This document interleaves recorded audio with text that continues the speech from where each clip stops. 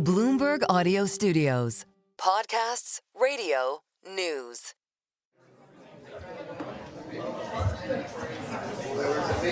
Okay, so thank you all. The next paper is going presented by Omar Barbiero, U.S. firms' exposure to import tariffs, a comparison of the 2018 and 2025 episodes. Can I ask a personal question? Yeah. When you present a paper like this at a research conference like this Boston Fed one, do you get nervous? And then I guess adjacent to that, like what's the best outcome for you when you present the paper, and what's the sort of nightmare scenario?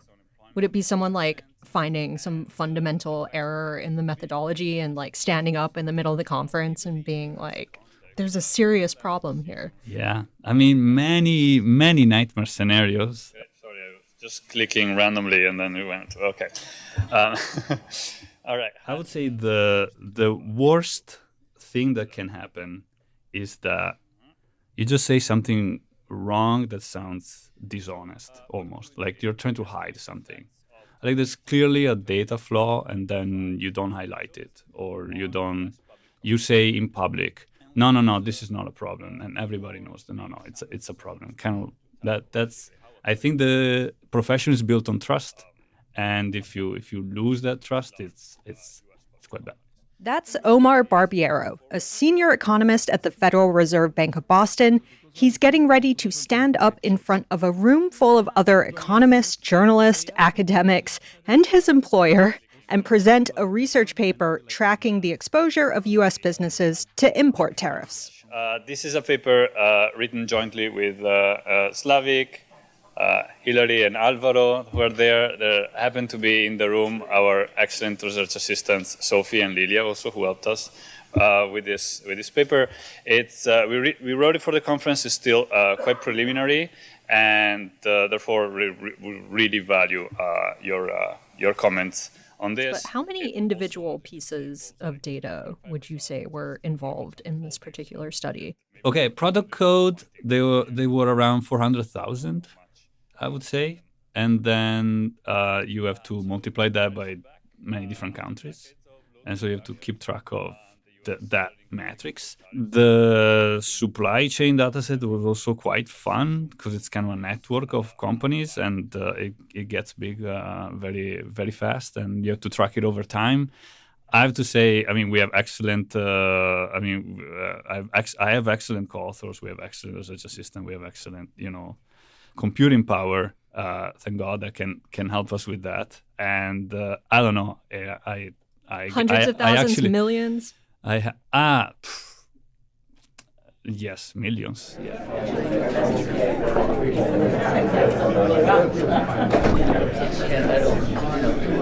We are at the Boston Fed's annual flagship research conference. This is the 69th year of the event, and the theme for 2025 is, quote, the U.S. economy in a changing global landscape. So focusing on how things like tariffs, geopolitical tensions, industrial policy, AI, etc., are reshaping U.S. growth, inflation, and the overall financial system. Clearly, that is a very rich vein to mine for research, and the format is a classic central bank research conference. Economists and other researchers are invited to write a paper for the event. They're assigned an official discussant, and then they publicly present to a room full of their peers, while the audience gets a chance to ask questions or sometimes critique. Yeah, you say it's a classic central bank research conference, but we've never actually been to one. I don't think, right? It felt like a totally new environment. Yeah, it's true. We have gone to Jackson Hole for the past few years, which is probably the most famous Fed research conference, but it's famous because the Fed chair usually makes a speech and that gets all the attention. We've never actually been in the room at Jackson Hole where they discuss the research papers being presented because the Fed only allows a certain number of journalists into the room. The room. I think it's unfair Kansas City Fed gets to hold their conference in the most beautiful place on earth. Instead of Kansas City. In the middle of August. And then the Boston Fed, I mean, it's their choice, but the Boston Fed has theirs in Boston, which is lovely. We both had a great time, but November. It was very cold. Well, the upshot is that this time we were actually in the proverbial room. So for the first time, we got to really experience and learn what an economic research conference actually is. Yeah, this is actually very key because if you sort of like wonder, so, okay, Jerome Powell says something about, the expected relationship between tariffs and inflationary. But where did these ideas come from? Where do these assertions, predictions, and so forth? It comes from academic research. It comes from the research backing that up. These conferences are where the macro ideas sort of actually collide with real-world data. Yeah, another way of thinking about it, it is where the first serious drafts of tomorrow's policy debates are aired. And we're going to give you a front row seat to experience what those initial drafts and debates are actually like. Welcome to the Boston Fed's 69th annual flagship economic conference.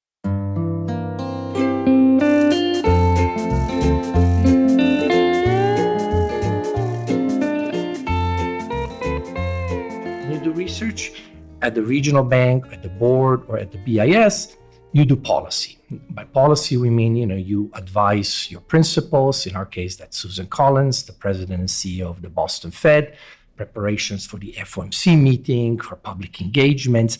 That is Egon Sakrysiak. He's director of the research department at the Boston Fed, and he's the one who actually puts this event together. And he's Omar's boss. Yeah, and he's Omar's boss, right? He also gets to choose the broad theme of the conference. We've lived in a particular global order, rules-based international system, globalizations, trade integrations. We just took those things for granted for decades. And we're now grappling with monumental change. And we lack models. We lack theoretical frameworks to understand these changes. You've heard many debates about this data is no good. This is the sausage, don't eat it, right? And how does one go about it? So I think it's just really, it's an exciting time for researchers because we have great questions, but I think it also underscores of just how little we really know and how challenging it is then to make policy recommendations in the period of such change. The way a conference like that comes together is, we sit together, my team of researchers, we try to pick a topic that would obviously be timely, relevant to policymakers.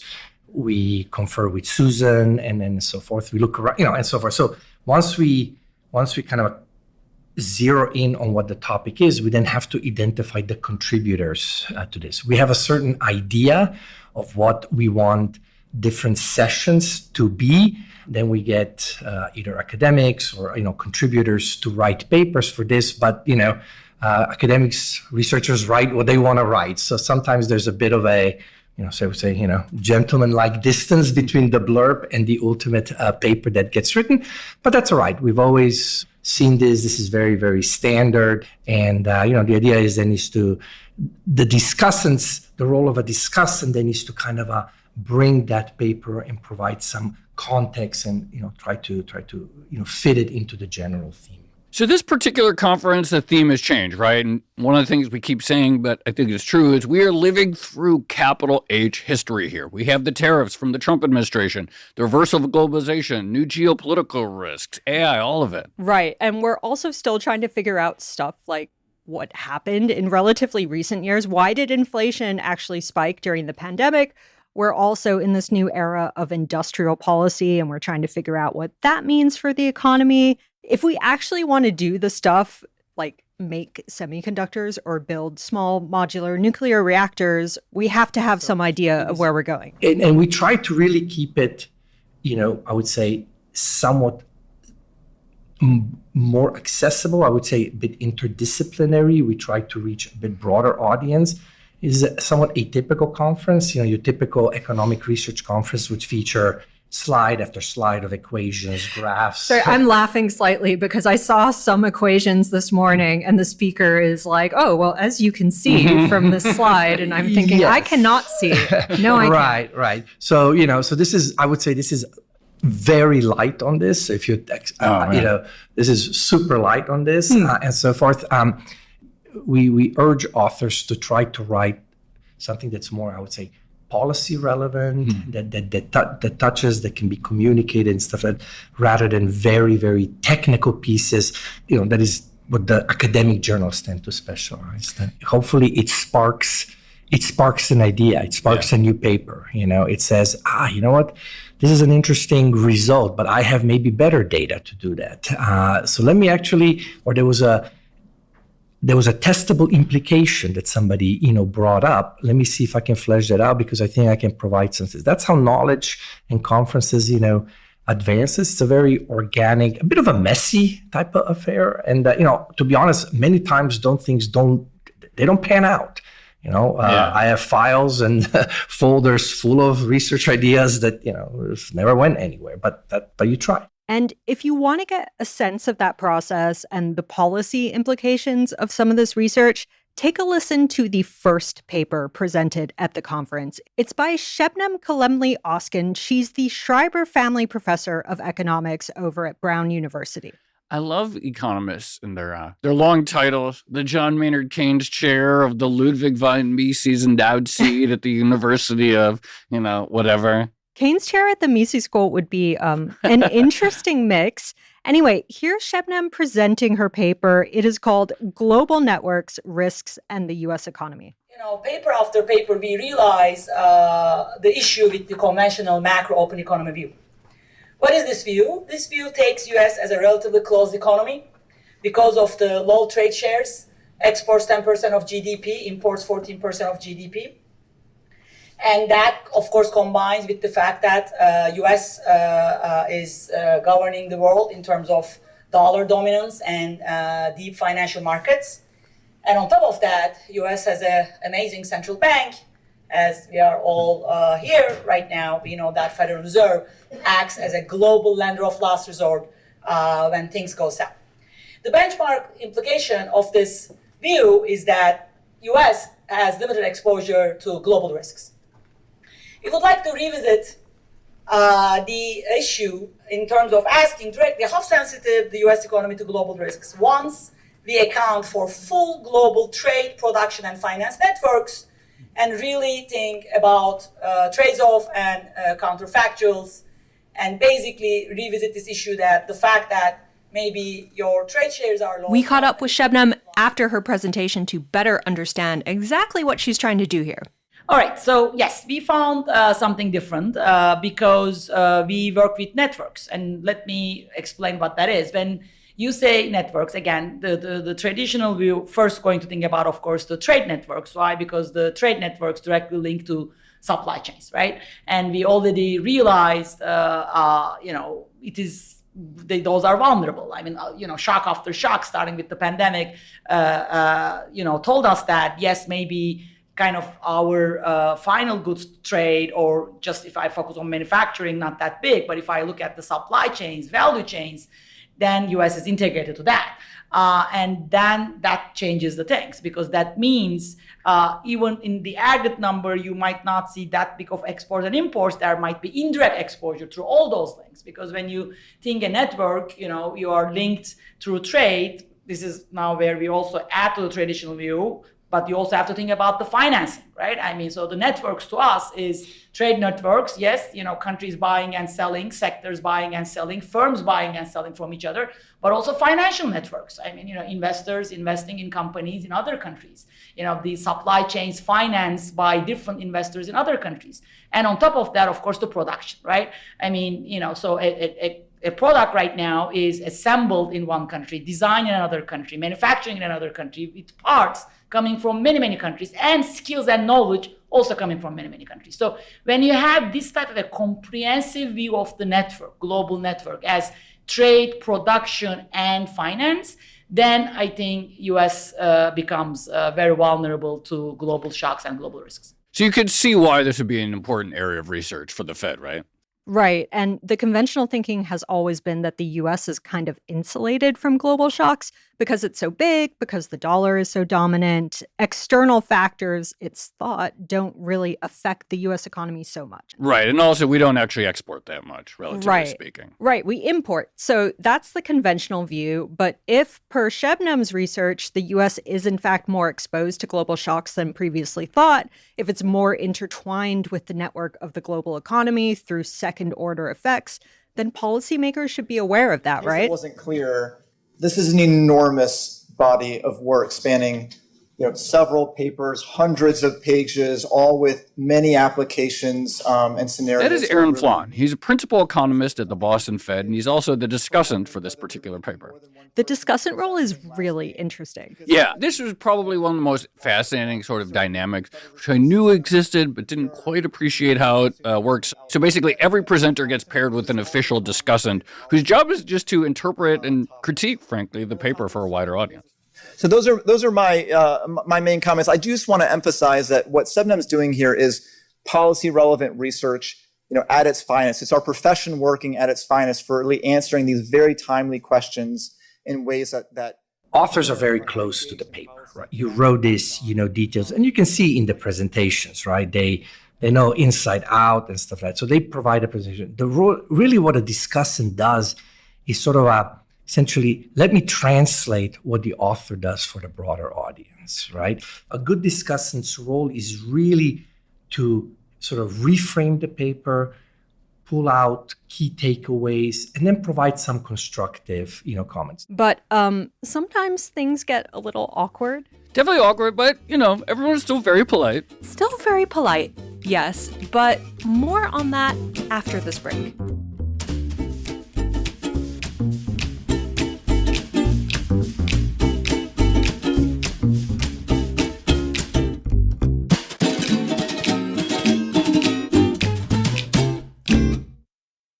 Let's go to another paper. This one is by Tommaso Monicelli. He's a professor of economics at Università Bocconi, and his paper is called Supply Chain Uncertainty, Energy Prices, and Inflation, and it is actually about one of our favorite topics, Joe, supply chains. No, that's right, because that's exactly right. So supply chain disruptions can sort of change the state of the economy. So the environment, that's our idea, where firms make production and pricing decisions, right? And so the key idea is that the state of the world in which firms operate, right, can change underlying.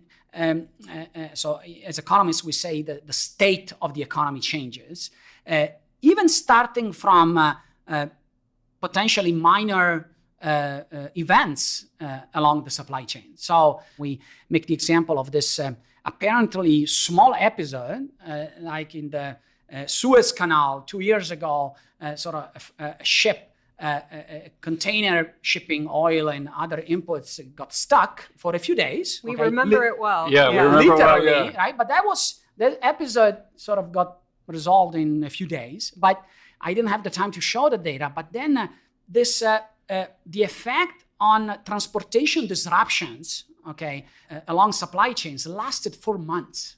Okay, so the analogy here is think of an airport, like a hub, where a lot of flights. So now many airports function as hubs, of many flights coming from different directions, and right, you can have a disruption like a single delay on a single flight in the hub, but then this propagates, along the day and then across many different flights and amplifying the delay downstream. A cascade effect. Yes. So at the heart of Tommaso's research is this sort of very important question.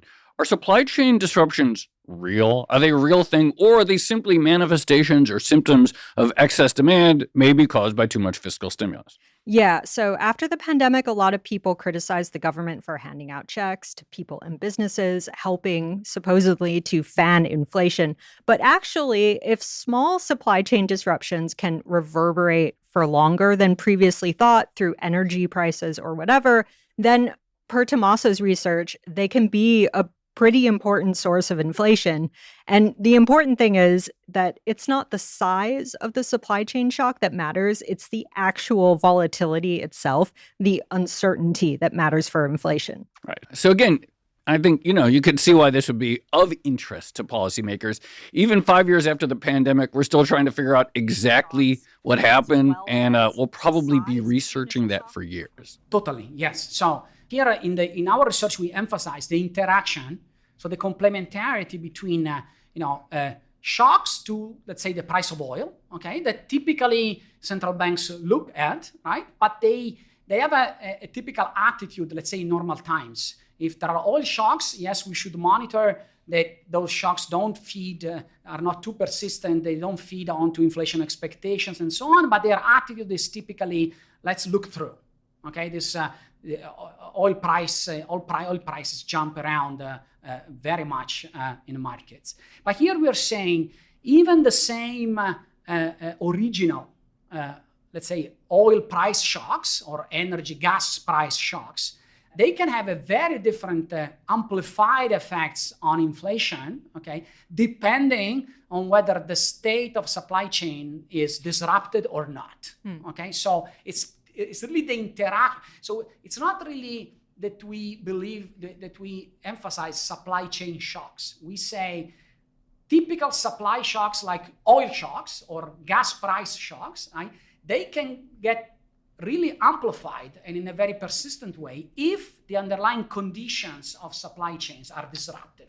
So that state of the economy should be monitored, and in those states of the world, the central bank should be very, very reactive, way more reactive to oil shocks or energy price shocks than in periods where supply chain disruptions are minimal. So that's the basic thrust of the paper, and the data seem to bear Tommaso's thesis out, but things got a little awkward when it was time for the discussion. Hi, I'm Ludwig Straub. I'm a professor of economics at Harvard. I'm a quantitative macroeconomist, so I try to build models that describe the macroeconomy and can be used for policy analysis and forecasting. I'm a discussant of a paper on supply chain uncertainty and energy shocks and how those two relate to the post-COVID inflation episode. Right. As Ludwig puts it, being a discussant is a pretty big commitment. And we should just mention here that neither the researchers nor the discussants are getting paid for their time. They're doing this for other reasons, obviously to contribute to policy. But there's another big motivation that we'll get into in a minute. So here's Ludwig. So not everybody has time and energy to do this. In my case, I love being at the Boston Fed, and I'm close, so it's not a big travel to come here. And so I said yes. And about a month before the conference, you typically receive the paper, and then you spend a significant amount of time. I'd say maybe half a week, in your research time with the paper and trying to understand the ins and outs, trying to understand the empirics, the model, and then hopefully give a balanced view of the paper during the discussion. And from what we saw at the conference, it feels like discussants can have different styles. Some basically summarize the paper and explain why it's relevant, and others, maybe pick it apart very critically. Here's Ludwig talking about the discussants. Some tend to be more like what you just mentioned, more like the latter, that, pick apart papers and kind of come across as a little bit destructive rather than constructive. The last discussant at the conference was a lot more constructive, for example, and would be, building off the author's results and, showing them what they could do next with the paper. Some are very, very kind and just praise the results, which I tend to try to be somewhere in between. I tend to shed some critical light on the author's results if that, is something that I think helps understand the paper. But I also want to be constructive and I want to be kind to the authors too. So, you want to kind of balance those two sides, I guess. And Ludwig did shed some critical light on Tommaso's research. Suggestions for improvement, we can say. Suggestions for improvement, right. That's a good way of putting it. So as the economy reopened, as we had ample fiscal stimulus, and I tend to think that means we ran up a marginal cost curve, meaning, costs went up just because there was a lot of demand. And so bottlenecks emerged, ports got clogged, And I think that alone can lead to an increase in what looks like supply chain issues, even though they're not really the root cause of things. Now, I still think this paper has a lot of merits to it, but I tend to think that not all that looks like an energy shock is really truly a shock, rather than just a consequence of increased demand. Tommaso also used the Baltic Dry Index as a proxy for shipping costs, which, as anyone who has spent a bit of time on finance Twitter will tell you, is an index that gets criticized a lot. Exactly. And then if it's just one episode in that time series that's kind of responsible for some of the results, then I would worry about that. Now, I don't know if that's exactly what's going on, but I did play around a little bit, and it was not as robust as I was maybe hoping it, or they were maybe hoping it to be. So, Tracy, speaking of Twitter, look, both you and I are used to getting criticism, right? But even if you're used to it, I think it would be pretty uncomfortable to have your work sort of publicly criticized by one of your peers in front of a big group of peers. Yeah, I would think so too, although Tommaso actually seemed pretty fine with it. No, okay, so that you learn out of experience through time, right? That you have to filter the reaction of the audience and get the good and the bad signals. So first of all, I had great comments, very useful. Both myself and my co-author are very happy. The discussant was fantastic. I know him. He's a fantastic researcher. He's one of the best macroeconomists. I admire his research. So I was very happy that he was pleased with the paper. But also the audience had very interesting comments that materially will be very useful for keeping up with the research. And again, sometimes you get some more aggressive comments, but there is an interesting role type of dynamics that happens in academic conferences that you have to internalize. Yeah. Tracy, I really do. I want to go to one of those workshops that you hear about where the young student or the young professor, maybe someone applying for a job, they're presenting their paper, and then the old professor in the back of the room sort of puts on a big show and humiliates them, bring up all these points. That is a very interesting point, because Tommaso says the days of older professors publicly humiliating younger students are pretty much over. That happens in sort of behind secret doors, in a way. No, but especially as of late, the profession is discussing that a lot. Yeah. So we now are becoming much more aware that the climate, especially in economics, much more than in other social sciences or hard sciences, that the climate during seminars, during presentations, especially within closed-door seminars, might be sort of not conducive for younger researchers to actually take risks and learn from the audience. So we're becoming way more mindful that it is very important to keep a civilized climate in research environments. Speaking of civilized climates, we should just mention that things can get pretty heated in the public discussion too. Right. So this is also part of it, where attendees get a chance to ask questions or often make their own points about the papers being questioned. Many statements in the form of a question. Yeah, lots of that. And things got a little, I don't want to say combative, but loud. Yeah, loud. They were loud. Things got kind of loud after a paper was presented on the idea of policy trade-offs, so trade-offs between geopolitical risks and economic risks. Perhaps it's too early to tell. Standard models of the type that Shebnem talked about without the nominal rigidities would also predict optimal uniform tariffs that are very high, 20-40% range. So the current environment looks pretty good. The voice you hear is Paul Antras. He is a professor at Harvard, giving the keynote address on the first day of the conference. According to these models, we are in a sweet spot. I'm not so sure. Why? Because the standard models are models that I think have features that I think are not in line with many of the things that I see when I look at the data. His presentation the evolving role of the United States in global value chains. It touched on some of the same areas that Shebnem had covered earlier. And the beauty of a conference like this is that she was sitting right in the audience, and she was able to weigh in right then and there. You just raised a couple issues, and then I realized maybe I wasn't clear during my presentation.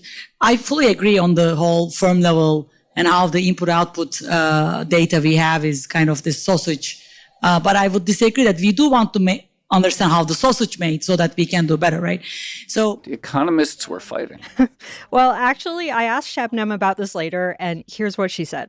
Well, actually, I characterize that as a very healthy debate, and a little bit also, the artifact of these conferences where you have 25 minutes to present, right? So I didn't have that much time, and then, of course, because I didn't show the parts where we use the firm level data and more, discipline the macro model with more, micro identified elasticities and all that. Joe, all of this raises the question of why economists choose to do this in the first place. And, you spend a huge chunk of time writing a paper. You probably have a few research assistants that are working on it, and they could be doing something else.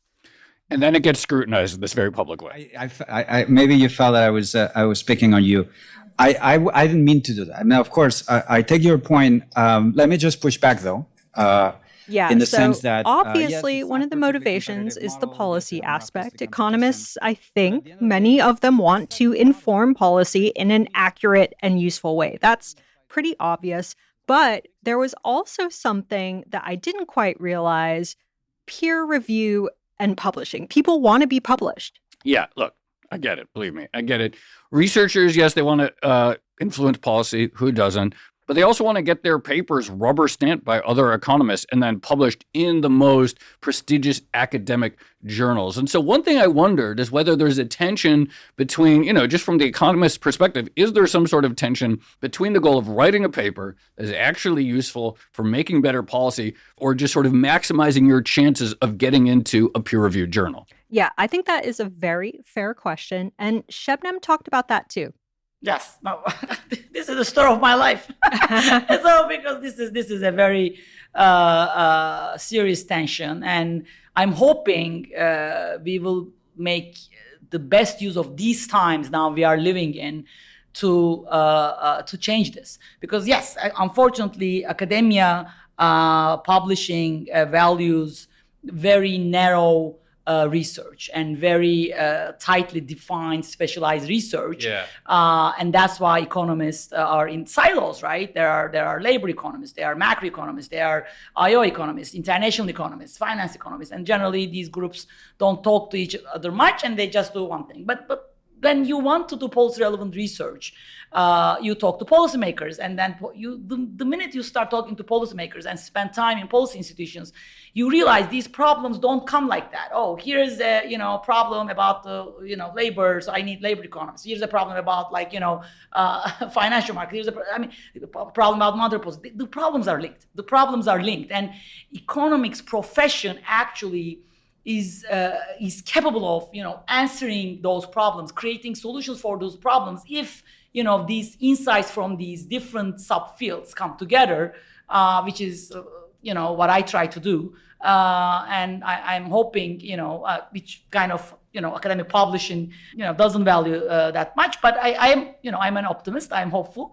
I think these are the times people now coming together, writing with each other more, and realizing this more and more. So hopefully we'll go downward to a better path on this. Yeah. So as a consumer, so if everything you're saying is right, so that's awesome. I would encourage you to kind of obviously you want to come in and give some numbers, but give us versions of the model that shut this down. And you're telling me the real model itself generates a lot of things that are not in standard models. So I'm really excited, and I'd like to see that. And I fully agree. You can do the smoothing as little as you want. That's where the data is going to help you. You need data power, but you have to put this in a macro model. Otherwise you are not going to go back to inflation output trade-off and all these policy questions. You have to put it in a macro model. 100% agree with that. So all right, I will step in here. We have an iron cage in there, and I have things. We'll put that on a YouTube. I would have to.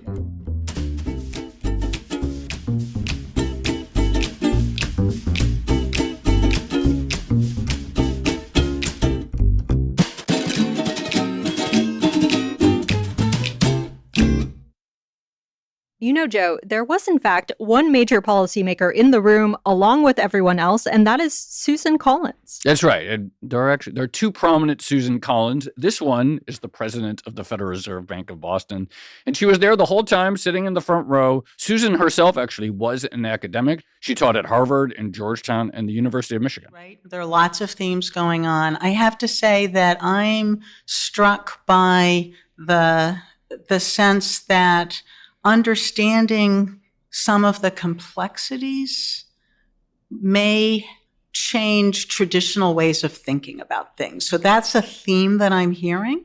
So the first paper was really, if you account for the linkages through networks that include not only trade flows but also financial flows, and across sectors and countries, not just through countries, but add the sector component in, we may historically, with simpler, more traditional models, have underestimated the potential for larger, more persistent effects of different kinds of shocks.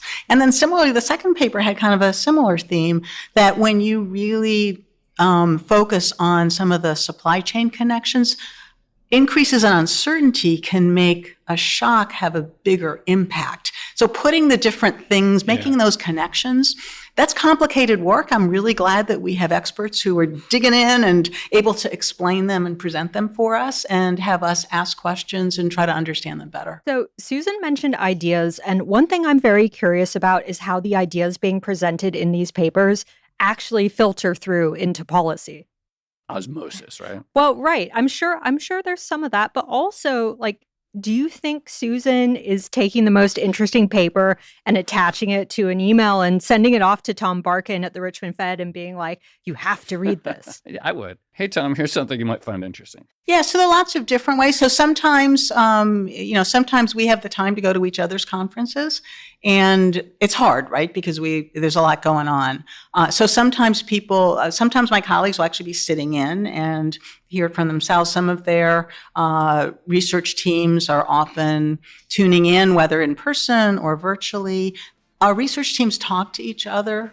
They're very active relationships. They co-author papers. They're engaged in that way. And certainly if there are things that are really informative for me, I will share them with colleagues in a variety of different ways. Maybe not as much attach the paper. We have a lot to read and to go through. I would try to distill why I'm really interested. But we're always looking for important ideas, trying to be better informed. That's something that's important to all of us. And again, thank you for joining us for the 69th conference. We're delighted to have Odlots here.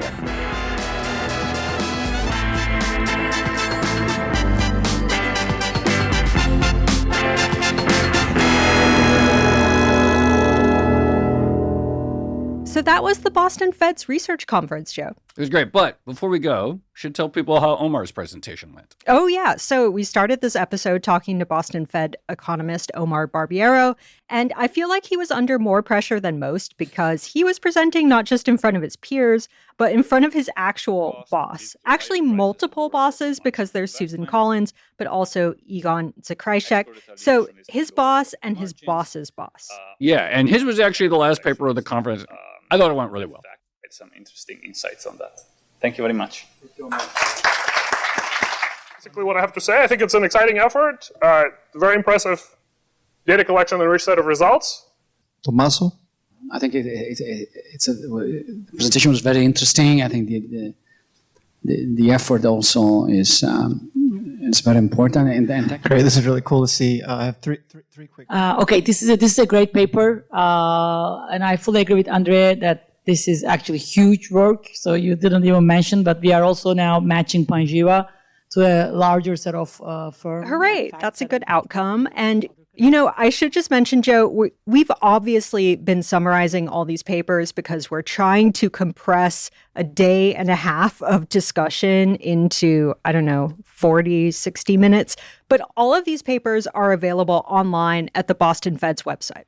Totally. And if you want to actually see the conference itself, if somehow this episode was not enough for you, actually the entire conference is on video, so you can see all of the presentations and the discussants and so forth. It's all available online. But I'm so glad we went because I feel like I have a much better understanding of how policy actually develops, how research develops, and what economists are kind of aiming for? Totally. So when we went to Boston, in my mind, I was thinking that we were there to learn more about economics, which of course we did. And there were all kinds of interesting ideas on supply chains, inflation, all the stuff we talked about.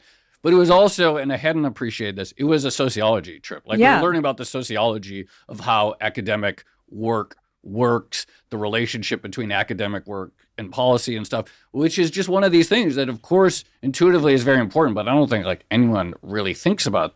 And when you think about how economists could be under this sort of dual pressure of do I want to influence policy, and is there some cost if I'm focusing on maximizing total published output?